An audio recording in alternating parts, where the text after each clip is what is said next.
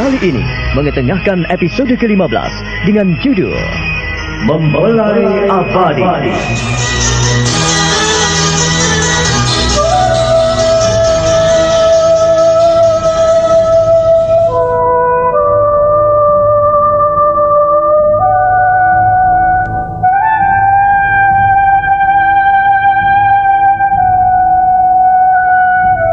Nini Warih mengikuti langkah Aji Sukmo yang menuntun si hitam ke geladak di belakang rumah Ki Prada. Hati Nini Warih berdebar-debar karena ia masih tidak ingin jikalau Sukmo mengetahui telah memiliki adik kandung yaitu Prihatin. Selesai menambatkan kuda, Sukmo memandang ibunya tanpa berkedip.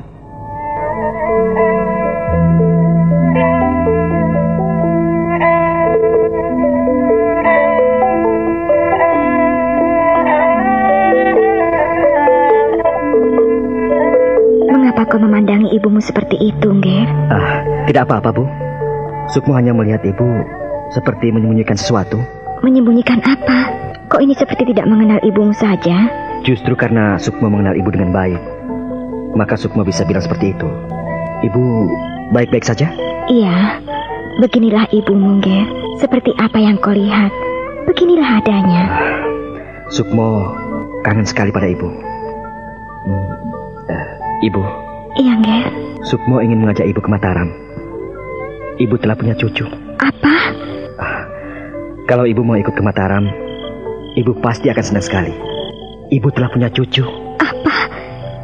Ibu masih belum mengerti apa yang kau ucapkan. Ayolah kita bicarakan di dalam. Jangan di depan kandang kuda begini. Ayo kita masuk.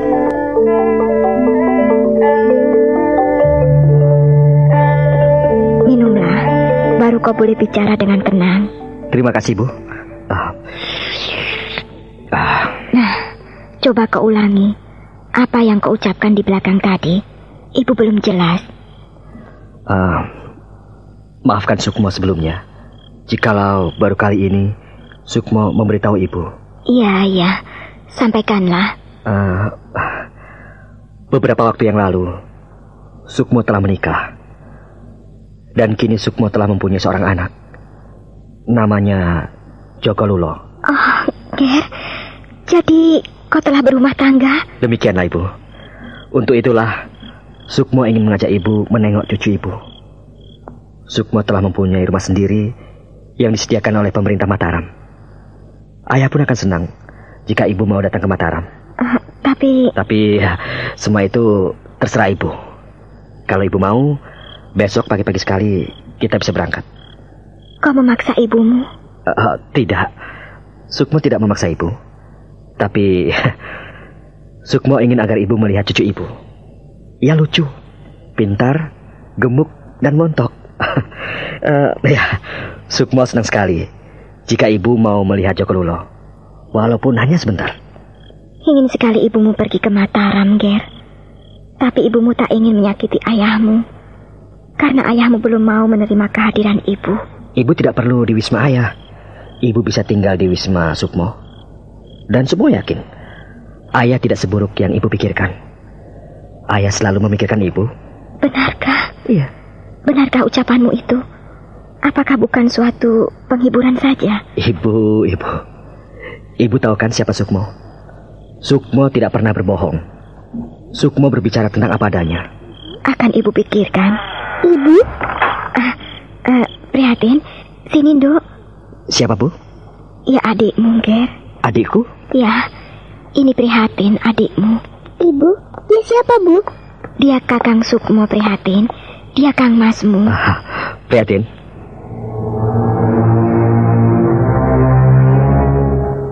Jadi, inikah yang membuat ayah marah sekali pada ibu? Kehadiran Prihatin cukup jauh denganku. Gadis cilik yang cantik dan manis. Matanya bersinar menunjukkan bocah pintar. Wajahnya persis seperti ibu. Sukmo, kenalkan ini adikmu, Prihatin namanya. Prihatin. Ini Kang Mas Sukmo. Prihatin. Kau cantik seperti ibu. Kau mau ikut ke Mataram bersama ibu? Ke Mataram? Ibu mau ikut ke Mataram? Kang Masmu mengajak ibu ke Mataram, tapi ibu perlu memikirkannya, Ger.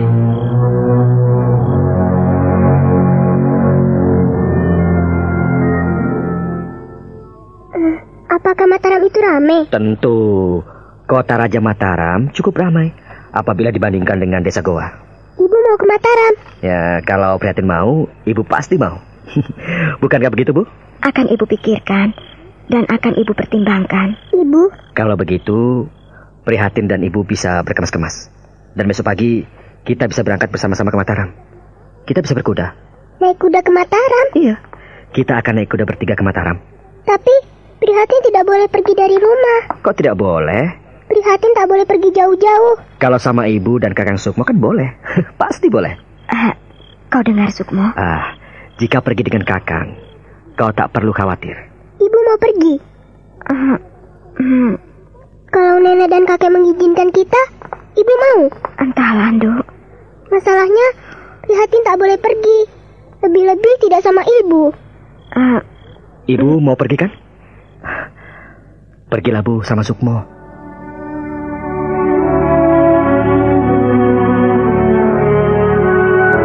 Mendapat tawaran dari Aji Sukmo, Nini Warih berpikir. Semalaman ia tidak bisa tidur. Demikian pula dengan Sukmo. Berkali-kali ia tersenyum, melayangkan harapannya untuk bisa menyatukan ibunya dengan ayahnya.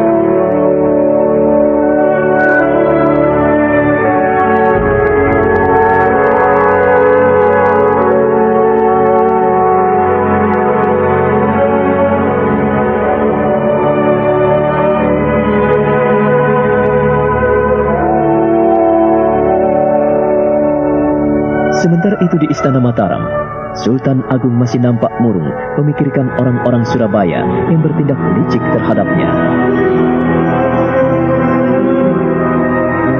Kang Mas Prabu, Kang Mas tidak boleh ragu dalam menentukan sikap dan langkah. Sekali memutuskan sesuatu, harus terjadi. Tapi aku tidak mengerti mengapa Paman Peki bisa seperti itu. Jika seseorang dikuasai ambisinya, ia akan mengabaikan segalanya. Kau pun tahu itu, Kang Mas Prabu. Kanjeng Ratu Mas, bantulah aku. Berilah aku kekuatan. Aku tidak bisa membiarkan orang-orang mempencundangi Kanjeng Romo almarhum. Aku tidak bisa membiarkan orang-orang Mataram diinjak-injak dan tidak dihargai.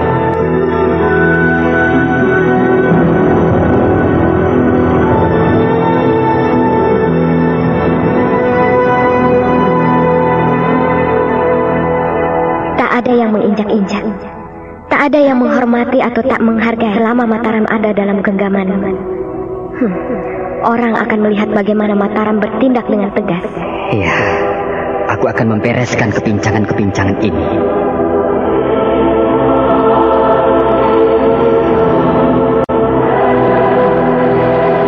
Sultan Agung merasa mendapatkan kekuatan yang luar biasa setiap kali bersanding dengan Kanjeng Ratu Mas Nyai Roro Kidul. Mereka saling berpandangan penuh arti. Kedua tangan Nyai Roro Kidul mengembang, bibirnya menyunggingkan senyuman yang sungguh mempesona. Sultan Agung pun membalas senyuman itu. Matanya yang tajam bagaikan singa itu mengerjap indah.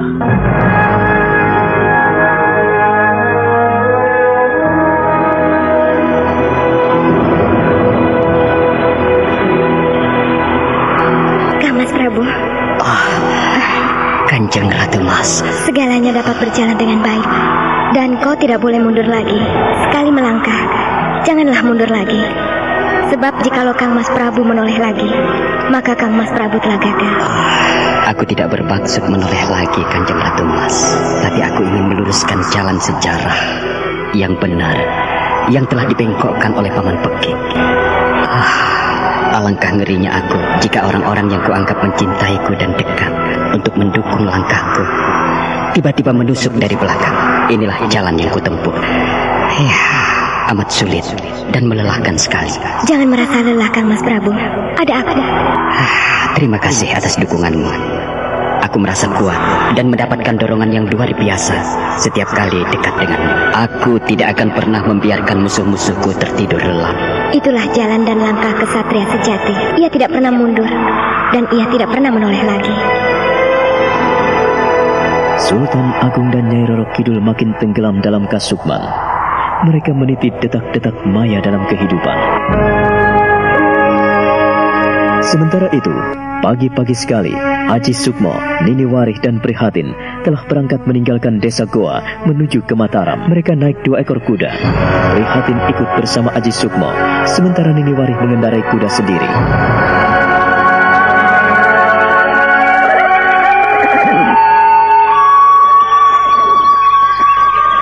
Prihatin? Iya, Kang Mas.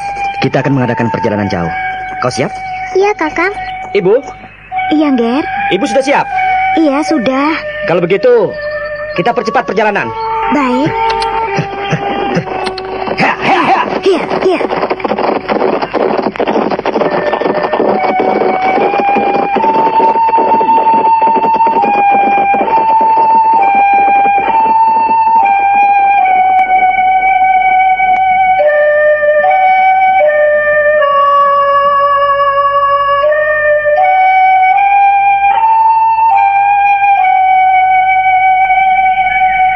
Mudah-mudahan apa yang dilakukan cucu kita bisa menyembatani keduanya, Nying. Kita beruntung, Kek. Kita punya cucu yang baik. Aku sungguh tak menduga Haji Sukmo punya tekad yang bulat untuk sebagai alat jembatan kasih kedua orang tuanya. Tak kuduga anak sekecil itu kini sudah tumbuh menjadi dewasa. Katanya ia sudah punya anak dan kita telah punya buyut. Gusti, sungguh besar anugerahmu. Ya, kadang-kadang anak muda menjadi tua dan kita yang telah tua menjadi anak-anak. Jangan mumun seperti itu, Ki. Aku menjadi sedih, Nyai. Bayangkan saja, selama ini anakmu berpisah dengan suaminya. Kita tidak bisa membujuk atau menghibur mereka. Tapi di luar pemikiran kita, Haji Sukmo punya rencana panjang. Sungguh suatu keajaiban, suatu anugerah yang luar biasa. Aku tidak pernah membayangkan orang senakal Haji Sukmo bisa menjadi orang baik seperti itu. Apakah ini tidak suatu keajaiban? Apakah kau tidak terharu memikirkan cucumu itu? Aku mengerti, Kek. Aku sadar. Itulah yang sering kali kau sampaikan, bahwa kemudahan dan keperkasaan hidup hanya ada pada anak cucu kita. Biarlah lingkaran hidup ini terus berjalan dan menggelinding. Kita mengikutinya saja. Ya, seru nih. Mudah-mudahan nasibmu baik, Nduk. Mudah-mudahan Wari bisa menerimamu dengan setulus hati, dengan keikhlasan. Sudahlah, jangan terlalu bersedih. Aku juga selalu berdoa untuk mereka.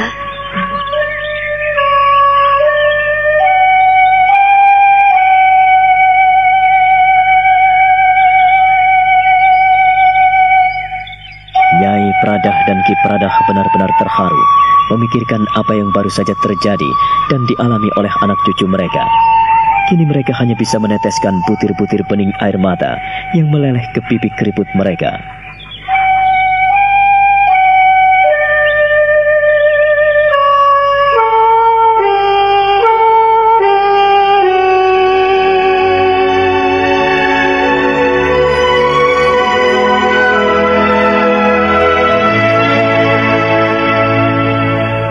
Sementara itu di Istana Mataram, Ki Warih sedang menyinggung sebuah boneka wayang. Ia tidak sadar jika cukup lama anak menantunya memperhatikan dari belakangnya.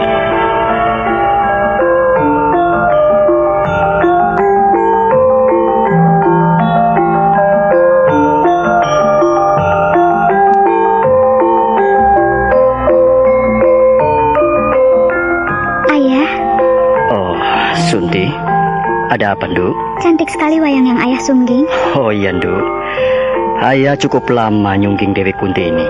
Belum juga selesai-selesai karena kesibukan ayah yang menumpuk. Dewi Kunti? Iya, Dewi Kunti. Tokoh perempuan di dunia perwayangan yang jujur dan setia.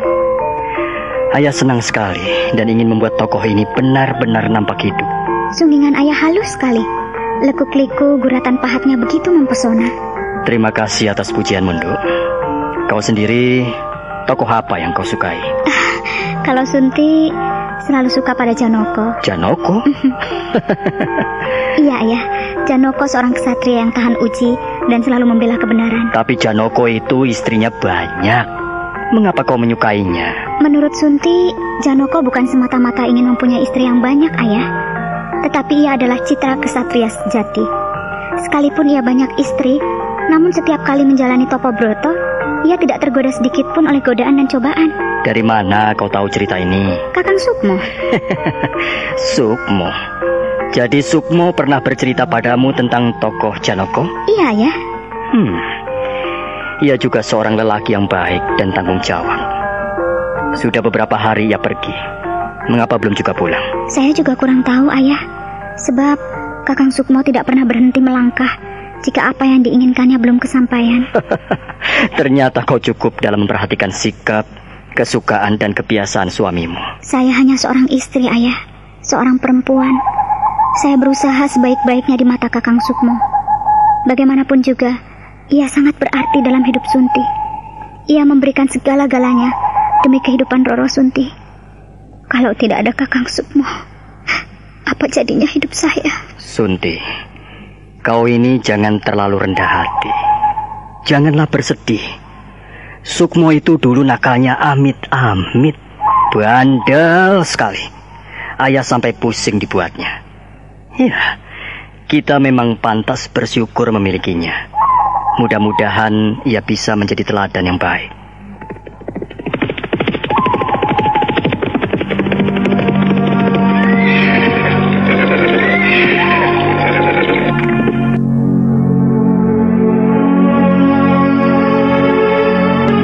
Sunti dan Kiwarih terhenyak ketika mendengar 2 ekor kuda berlari mendekat dan berhenti di depan wisma mereka. Kiwarih buru-buru membereskan sunggingan wayangnya. Roro Sunti pun menuju ke depan wisma ayah mertuanya, dan ia terkejut ketika melihat 3 orang berada di atas kuda. Dan satu persatu turun dari atas punggung kuda. Roro Sunti berdesir hatinya ketika Aji Sukmo menolong seorang remaja putri yang cantik dari depannya.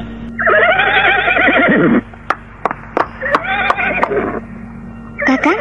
Bibi? Sunti? Iya, saya Roro Sunti, Bibi. Sunti, dia adalah ibumu. Ayo. Ibu, Roro Sunti. Suamimu bercerita banyak hal tentangmu. Terima kasih, Ibu. Dan siapa gadis cantik yang bersama Kakang Sukmo itu? Dia adik Ibu? Iya, dialah adik Aji Sukmo. Namanya Prihatin. Ibu.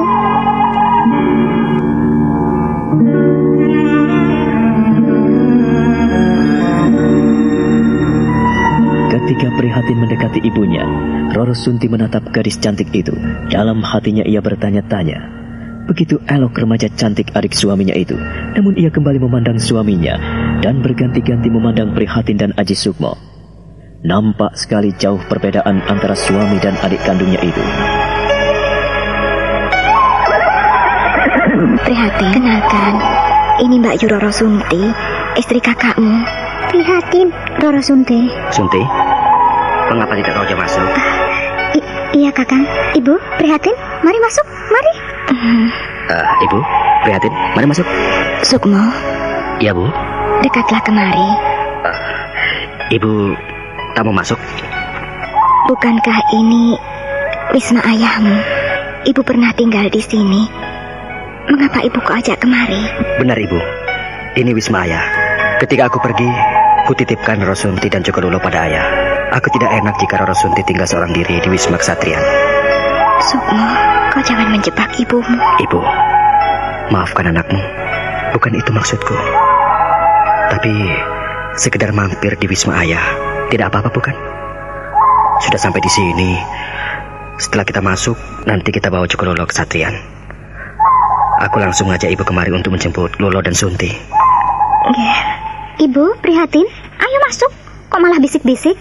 Mari silahkan masuk. Ayah di rumah kok. Oh, Nini, seru nih. Kakak. Nini, bagaimana kabarmu? Baik, Kakak. Oh, mari. Silakan masuk. Silakan duduk. Roro Sunti, buatkan minum. Baik, Ayah. silakan duduk dan istirahatlah.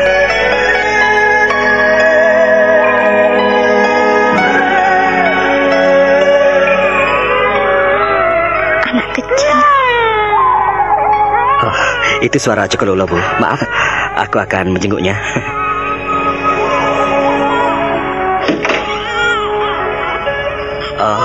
Cokololo? Cokololo? Kakang, jangan cium dia. Kau masih kotor, kau mandi dulu. Oh, baik. Lolo, maaf ya. Ibu tidak boleh aku mencium karena Bapak belum mandi. Bapak baru pulang dari perjalanan jauh. Baiklah. Kau main rambat-rambatan dulu ya. Main rambat-rambatan di gurita. Bapak mandi dulu, nanti Bapak gendong ya. Dengar? Dengar, Nenek dan Bibi Prihatin kesini.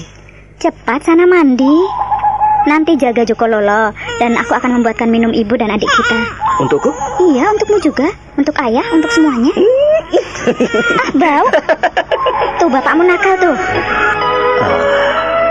Kau nampak kurus, Nini. Harga beras mahal, Kakang. Ini anakku Prihatin. Prihatin, kenalkan. Ini Kidalang Wari. Prihatin. Kau cantik sekali seperti ibumu. Dia sudah besar, Nini. Kakang, maafkan aku. Maafkan aku, Kakang. Sudah. Bagaimana keadaan di sini? Kau nampak makin makmur. Dan lama aku tidak mengetahui suasana di Mataram. Nampaknya banyak perubahan dan perkembangan. Ya, beginilah kehidupanku sebagai seorang dalang. Kau tentu tahu siapa aku. Iya, Kakang. Semua orang juga tahu siapa dirimu. Siapa dalang kondang yang mampu menggegerkan Mataram. Jangan begitu. Aku tidak seperti dugaanmu. Tapi Mataram makin menyibukkan dirimu, dan aku senang mendengarkan beritamu. Di mana Kanjeng Sinuwun makin mempercayaimu sebagai seorang dalang yang mumpuni. Terima kasih atas doa restumu, Nini. Maaf. Aku harus membereskan peralatan sunggingku. Sore ini aku harus menghadap Kanjeng Sinuwun untuk menyampaikan rencana-rencanaku. Tidak apa-apa kan? Bila kau kutinggalkan di sini bersama Aji Sukmo dan Roro Sunti? Tidak apa-apa, Kakang.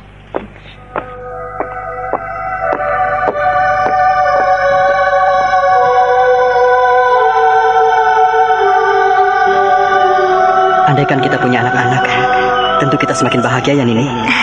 Tapi aku takut, Kakang. Padahal aku ingin kita bisa beranak pinak seperti marmut. Kau, Kakang, bukankah marmut itu tak punya perhitungan seperti kita? Malam beranak, pagi-pagi sudah kawin lagi. Iya. Kita harus punya banyak anak, Nini, agar gubuk kita menjadi ramai dan kita akan bercanda ria dengan anak-anak. Kau tidak mau seperti itu? Tentu mau, Kakang. Tapi kenapa? Kau meragukan harapan dan cita-citaku? Tidak, Kakang. Tidak. Sedikit pun aku tidak akan pernah meragukanmu. Segala cita-cita dan angan-anganmu, aku mendukungmu, Kakang. Sepenuh hati aku mendukungmu. Benarkah? Iya, sampai kapanpun aku akan mendukungmu. Sampai hayat di kandung badan. Nini. Aku bangga padamu, Kakang. Terima kasih. Jika bersamamu, aku merasa aman, nyaman, dan damai. Syukurlah kalau begitu. Di dekatmu, aku merasa terlindung.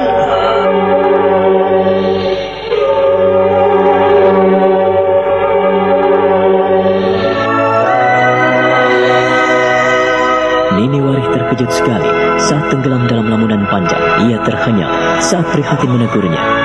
Kini ia sadar sepenuhnya apa yang baru saja dialaminya. Wajahnya memerah dan ia kehilangan muka di hadapan putrinya. Ibu. Hei. Ada apa, Nduk? Ada apa? Ibu melamun ya? Tidak, ibu tidak melamun. Ibu, ada apa sebetulnya? Ibu sembunyikan sesuatu di depan Prihatin. Siapa yang ibu maksudkan?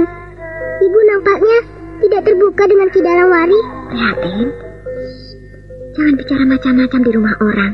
Ibu, ada apa?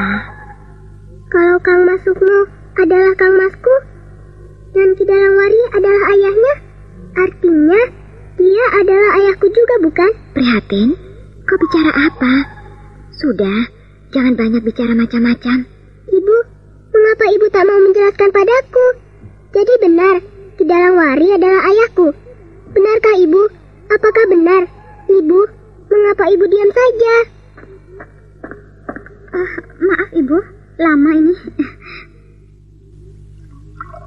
Prihatin, mari silahkan minum. Silahkan minum, Ibu. Prihatin. Loh, Ayah tadi kemana? Tadi bilang ia akan pergi menemui Kanjeng Sinuwun ke istana. Oh iya ya, saya lupa, Bu. Ayah memang mendapat timbalan dari Kanjeng Sinuwun.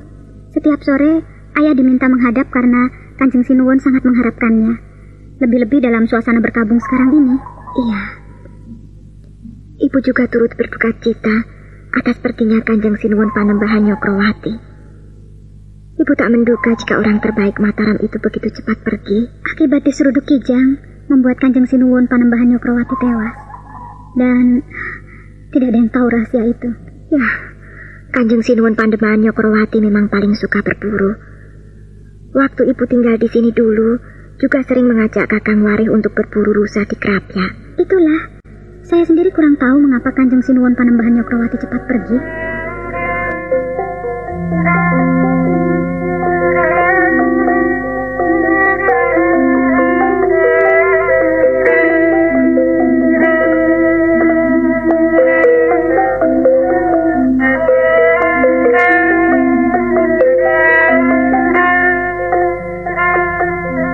Aku tidak tahu mengapa ibu menjadi kaku di depan ayah. Kakang, kau jangan memaksa ya. Aku tidak memaksa ibu, Sunti. Kau sendiri kan tahu kita mengajaknya kemari. Ya, aku jadi serba salah. Kasihan ibu. Apakah Prihatin sudah kau beritahu? Aku tidak berani. Aku ada cara, Roro Sunti. Bagaimana seandainya Prihatin bertanya sendiri pada ayah? Tidak, Kakang. Tidak. Itu tidak baik. Lalu, bagaimana harus menjelaskannya pada adikku? Kakang, Ayah pernah bilang Prihatin bukan anak kandungnya, tetapi anak dari seorang jahanam yang bernama Kolo Cokro.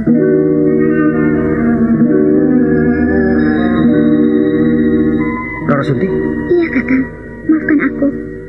Ayah sendiri yang pernah bercerita kepadaku mengenai masalah itu.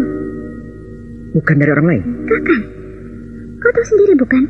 Aku tidak pernah pergi kemana-mana. Tidak seorang pun yang bisa kuajak berteman di sini, kecuali sahabat-sahabatmu. Padahal rahasia ini yang mengetahui hanyalah kau, ibu, dan ayah.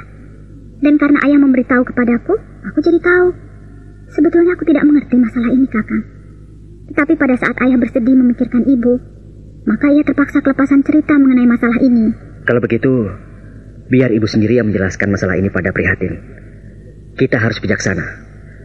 Kita tidak boleh ikut campur masalah pribadi ibu. Ya. Aku tidak ingin dia terluka hatinya untuk kesekian kali.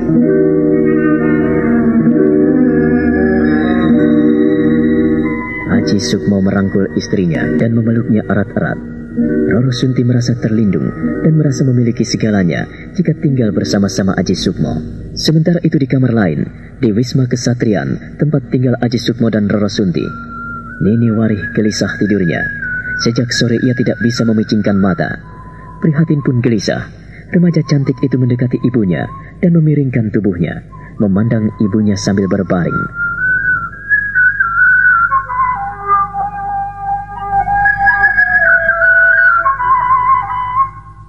Ibu, mengapa ibu sembunyikan sesuatu padaku? Katakan padaku, ibu. Mengapa ibu tidak rukun, tidak sejalan dengan ayah? Kalau kami sama-sama anak ibu, mengapa Kakang Sukmo dengan enak pada Ki Dalangwari, sementara aku seperti orang lain? Apa yang terjadi, ibu? Kalau Ki Dalangwari ayahku dan suami ibu, mengapa? Maafkan Prihatin, ibu. Jika kata-kata Prihatin menyakiti ibu, kau tidak menyakiti ibu, Duk.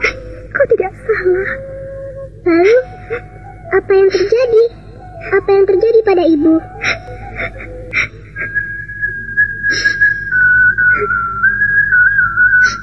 Ibu, jelaskanlah pada Prihatin apa yang terjadi antara ibu dan Ki Dalangwari. Prihatin, cepat atau lambat, kau akan tahu, anakku. Ibu sulit bercerita padamu. Waktu ibumu tinggal di Mataram, disinilah terjadinya peristiwa yang menimbulkan masalah besar antara aku dan ayahmu. Ayahmu menyangka ibu sengaja melakukan kesalahan besar. Ibu, jadi ayah marah. Lalu ibu berpisah dengan ayah. Begitu, ibu? Prihatin, bagaimana ibu jelaskan hal ini padamu, nak? Ibu bertengkar. Pertengkaran panjang. Entah kapan akhirnya. Ibu, Prihatin tidak mengerti, Ibu. Prihatin, boleh ketemu air lagi. Anakku.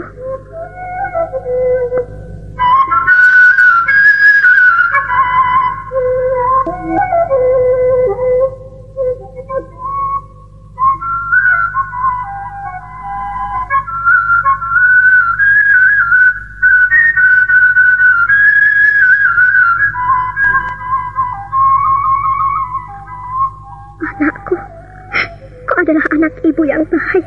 Ibu tak melarang bertemu dengan Kindalang. Ibu, kalau aku bukan anak Paman Wari, lalu aku ini anak siapa? Siapa ayahku yang sebenarnya? Prihatin, kau tak boleh bicara begitu. Jika ibu tidak mau berterus terang, aku tak mungkin bisa tinggal bersama-sama di sini. Aku harus pergi. Prihatin, jangan, Dok, jangan. Jangan menambah persoalan lagi. Kita baru sampai di sini, Dok. Prihatin. Ibu harus jelaskan padaku, siapa ayahku? Kalau aku anak tiri dari Paman Wari, untuk apa aku di sini? Prihatin, tolonglah ibumu. Bantulah aku, Dok. Aku tidak bisa tinggal di sini, Ibu. Aku akan kembali ke goa saja. Aku akan tinggal bersama kakek dan nenek Prada saja. Aku tak mau tinggal bersama Kang Mas Sukmo. Aku tidak mau tinggal di sini. Aku tak mau, Ibu. Aku tak mau. Prihatin, jangan keras-keras. Nanti Kang Masmu mendengar. Tidak, Ibu. Besok aku harus kembali ke goa. Aku tak mau tinggal di sini. Aku tak mau, Ibu. Iya. Tak mau juga tak apa-apa. Tapi tahanlah. Tahan ya, Dok. Anggap kita di sini bermain mengunjungi Jokololo. Kau senang kan dengan keponakanmu? Tidak. Aku tidak bisa menerima semua ini. Aku akan pergi. Aku tak mau tinggal di sini. Prihatin, kau sudah besar. Cobalah untuk berpikir lapang dan kuatkan hatimu. Ibu lebih menderita darimu, Dok. Dan ibu berterima kasih apabila kau mau menolong ibumu. Tidak. Prihatin tidak bisa. Prihatin akan pulang. Prihatin akan pulang. Lepaskan, Ibu. Prihatin mau pergi. Pergi.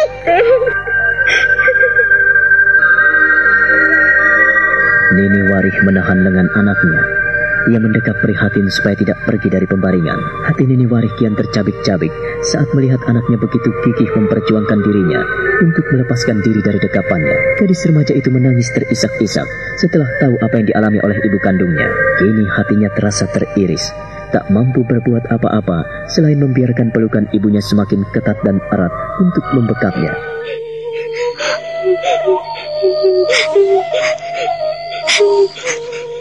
Mengapa semua ini bisa terjadi, Ibu? Anakku. Kita tidak ada apa-apa di sini, Bu. Prihatin tidak mau di sini. Prihatin lebih baik ikut nenek dan kakek Prada di goa. Aku tak mau di sini, Bu. Iya. Di sini ya, di sini. Tapi tunggu waktu yang tepat. Prihatin, Ibu lebih pedih daripadamu, Nak. Ibu memikirkanmu. Ibu minta kau menahan diri, Ando ya. Kau bantu Ibu. Berjanjilah tentang keberadaanmu di dunia ini. Hanya Tuhan yang tahu. Tapi Ibu yakin kau adalah anakku. Kau kulahirkan dengan bertaruh nyawa. Kau paham, Dok? Janganlah kau berpikiran buruk. Suatu saat kau mengetahui apa yang terjadi di dalam hidup kita. Ya, barangkali ibumu salah, tetapi ibu pun belum tentu. Sebab keadaan memaksa ibumu tak berdaya dan tak mampu berbuat apa-apa. Kau percaya pada ibu, Dok? Kalau kita mau bersabar, kita akan mendapatkan yang terbaik. Tetapi jika kita buru-buru, kita tak akan mendapatkan apa-apa. Bahkan rezeki yang sudah ada di tangan akan terlepas lagi. Ibumu mengalami banyak pahit dan getir kehidupan ini, Dok.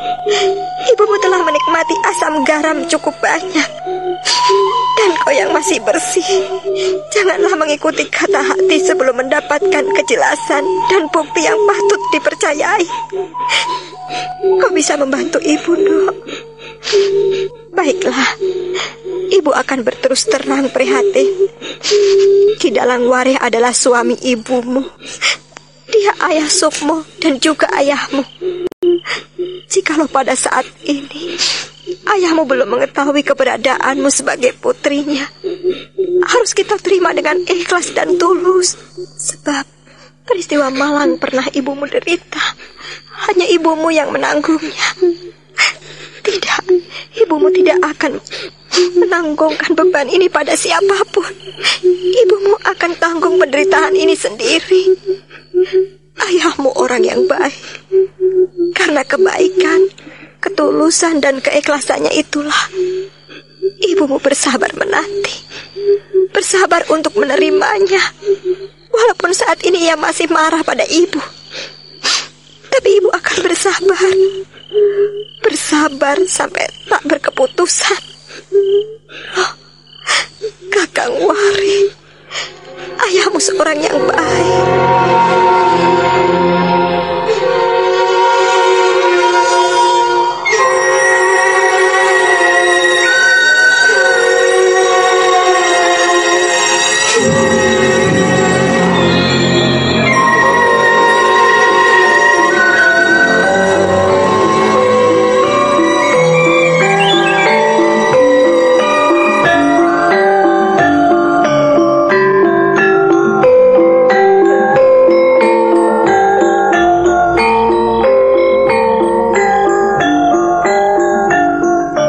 Kehadiran Paman Pekik di sini pada siang tadi, aku semakin curiga dan aku semakin percaya dengan kesimpulan Eyang Mangkubumi bahwa Paman Pekiklah yang menjadi dalang kerusuhan di Gersik. Dan yang paling menyakitkan hatiku, ia tidak tahu kematian Kanjeng Romo. Kanjeng Sinuwun, barangkali Kanjeng Adipati Pekik memang tidak tahu. Paman Wari, ia benar-benar tidak tahu atau pura-pura tidak tahu? Iya, memang dalam segala sesuatu ada dua kemungkinan, Kanjeng Sinuwun. Tapi mudah-mudahan Kanjeng Sinuwun tidak berpikiran buruk. Saya tidak berpikiran buruk, Paman Wari. Eyang Mangkubumi, sahabat-sahabatku, Bahu Rekso, Barat Tigo, Kang Mas Sukmo, dan Ajeng Wulan, dan adikku terkasih Pandan Sari. Kehadiran orang-orang yang kucintai di sini sengaja akan kuajak untuk memikirkan masa depan Mataram. Paman Wari, Eyang Mangkubumi, perkenankanlah saya mengambil tindakan tegas bahwa saya malam ini juga ingin bersikap keras terhadap Surabaya. Kanjeng Sinuwun. Kanjeng Sinuwun, kami siap membantu. Barat Tigo dan kau Bahu Rekso. Hamba Kanjeng Sinuwun.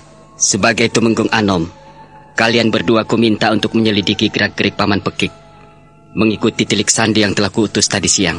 Hamba Kanjeng Sinuwun. Dan kau Alap-Alap. Hamba Kanjeng Sinuwun. Kuminta kau menemani Kang Mas Sukmo untuk melacak orang-orang yang berkhianat terhadap negara. Banyak orang-orang Paman Pekik yang berkeliaran di sini. Tangkap dan permalukan mereka di depan umum. Hamba Kanjeng Sinuwun. Dan Kang Mas Sukmo yang telah kuberi tugas untuk mengamankan kota raja bersama Eyang Mangkubumi harus kau dukung, Alap-Alap. Hamba Kanjeng Sinuwun. Jikalau Kang Mas Sukmo malam ini tidak hadir di sini, tapi dia tetap menjalankan tugasnya dengan baik. Ia sudah tahu tugasnya. Nimas Pandan Sari dan Den Ajeng Wulan tetap melatih dan memimpin serikandi-serikandi Mataram. Saya bangga karena Mataram telah memiliki serikandi-serikandi yang unggul. 50 serikandi terlatih, dan sekarang Nimas Pandan Sari dan Den Ajeng Wulan telah melatih remaja-remaja putri lainnya. Semua itu kemajuan yang kita miliki, Kanjeng Sinuwun. Ya, saya akan meningkatkan gebrakan-gebrakan baru terhadap Mataram. Dan saya tidak akan pernah terima dengan tindakan Paman Pekik.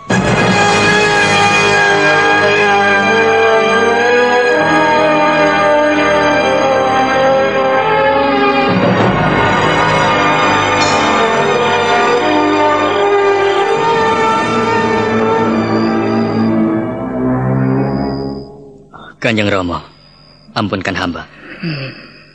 Anak Mas Jolang telah menghadap kehadirat Yang Maha Kuasa. Sebelum kau pergi dari sedekar ini, aku telah mengetahui segalanya, Pekik. Kanjeng Romo. Kanjeng Romo telah menjebak hamba. Bukan. Bukan ramamu yang menjebakmu, Ger.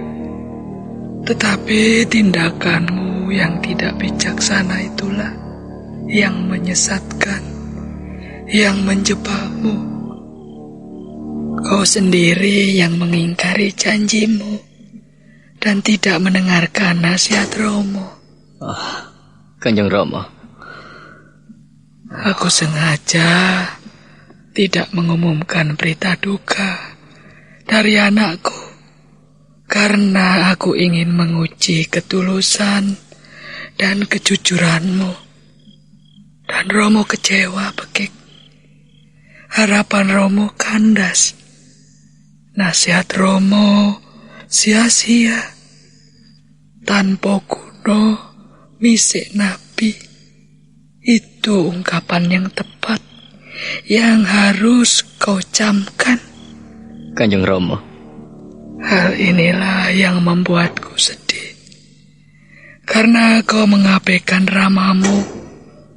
Mengapa sampai terjadi peperangan dengan Mataram? Mengapa sampai terjadi perselisihan di antara saudara sendiri? Aku sungguh tidak mengerti. Aku tidak paham apa yang kau inginkan, anakku. Apakah kurang? Apakah tidak cukup dengan apa yang kulimpahkan kepadamu? Mengapa justru dengan pelimpahan kekuasaan membuatmu serakah? Kanjeng Romo, ampunkan hamba. Tidak ada gunanya, Bekik. Jikalau kau masih tetap berkeras hati dan mengikuti kemauanmu sendiri, Romo benar-benar kecewa. Kecewa. Apakah kau tidak sadar, Bekik? Kanjeng Romo. Jolang almarhum sifatnya keras sekali. Iya, Kanjeng Romo. Dan kau tahu, buyutmu rangsang akan melebihi ayahnya. Kanjeng Romo. Catat ini baik-baik, anakku.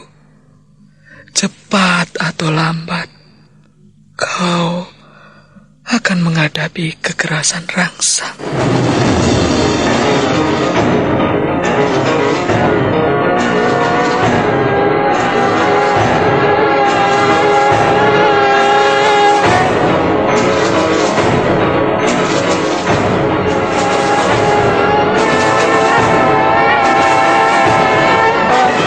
Adipati Bekik nampak bingung dan gelagapan saat mendengarkan nubuatan ayahnya.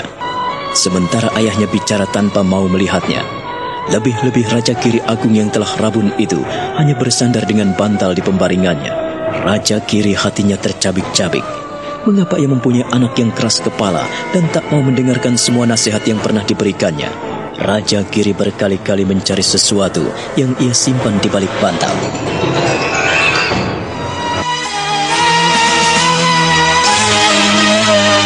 Nah, apa yang akan dilakukannya kemudian? Saudara pendengar, silahkan menunggu seri berikutnya dalam serial Wahyu Astabrata ini. Sampai jumpa.